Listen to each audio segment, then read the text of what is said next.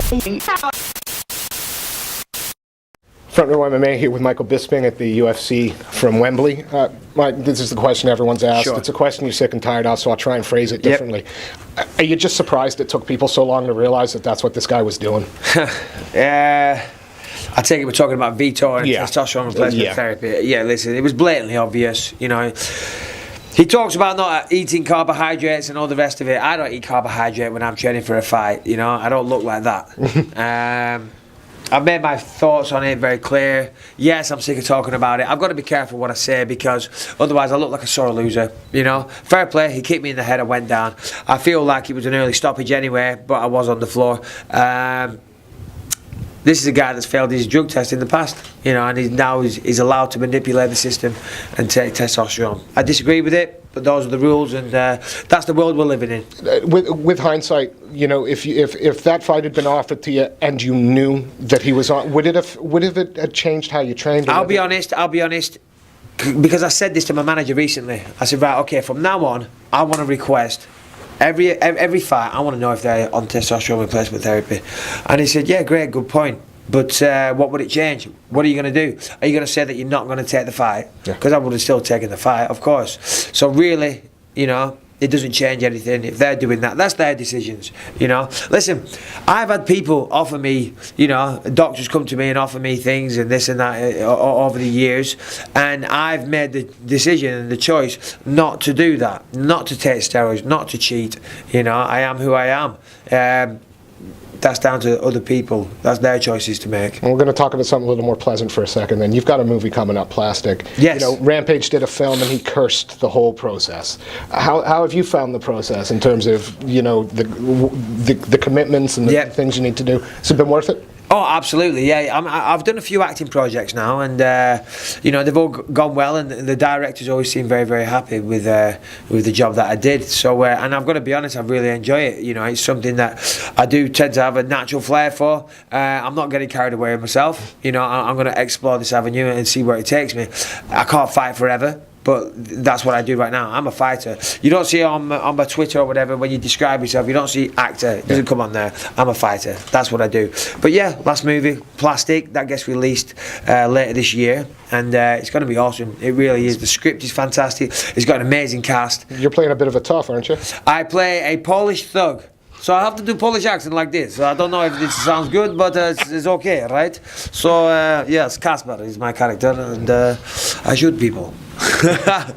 And quickly, because I know you guys have got some questions as well, I want to just jump. Alan Belcher, it's been that fight's been a fight in the making for 24, 36 months, you know, when you were both kind of rising up the ranks. Why do you think he's still so adamant for this now? Well, a lot of people call me out, you know. I mean, I've been around the UFC for a long time now, you know. I've been in there, it's 7 years, you know, which is crazy. It's a long time I've been in the UFC, so, you know, I'm a visible face in the UFC. So, you know, obviously people want to fight those guys. He wants to fight me. He's called me out over the years. Obviously thinks he can beat me and get some recognition on the back of that. I don't think he beats me. I think I beat him. There's nothing about him that scares me or it concerns me. I'm coming off a loss. So, you know, I've got a lot of making up to do. I'm going to go out there and beat this guy. I can sound all hard and say I'm going to destroy him. I'm going to beat him. You sounded hungry at the press conference. Oh, I'm hungry. Believe you me. I'm very, very hungry. And you know, the time for talking is over. Really, I've got to show the. I say I'm one of the best in the world. I've got to fucking prove it. You know, and that's what I'm going to do. April 27th. Wonderful. I know my colleagues have some questions, so thank you, sir. Cheers.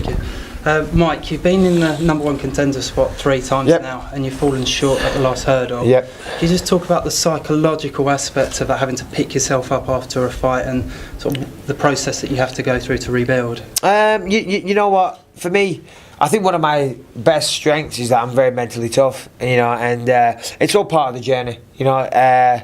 You know, I will get there. I know I will. And I'll probably sound like I'm full of shit and everyone's watching this saying, oh, we've heard all this before. Trust me, I ain't going nowhere. The very fact that I've been in this position 3 times, you know, I think is you know, testament to my character and you know, my hunger. I'm not going away. I'm going to keep trying, and I will succeed. I'm getting better and better. The Dan Henderson loss was one of the best things that ever happened to me. I learned a lot from that. Vito Belfort, that's the second time I've been finished, and there's a few things that need to change. I'm going to address those problems. I'm going to come back a better fighter. I'm fighting soon, but there's a few things that I need to change mentally and you know, in terms of preparation.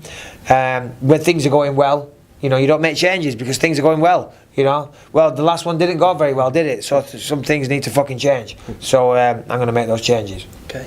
Recently, you've just moved out to California, and obviously you're training out there now. Is this a move you wish you'd done a long time ago in your career? No, not necessarily. No, I didn't move to California. I mean, yes, now I know, you know, it has been beneficial. I'm with a great management company and they're doing wonderful things for my career. But that wasn't necessarily the reason why I went. We went there for a lifestyle. I love the UK. You know, I love England.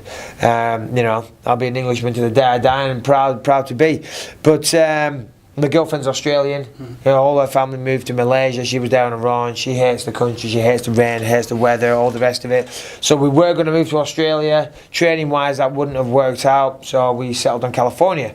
And now it was a great move. You know, the kids are happy, family's happy, I'm happy, the wife's happy. You know, that's what counts. So, but yeah.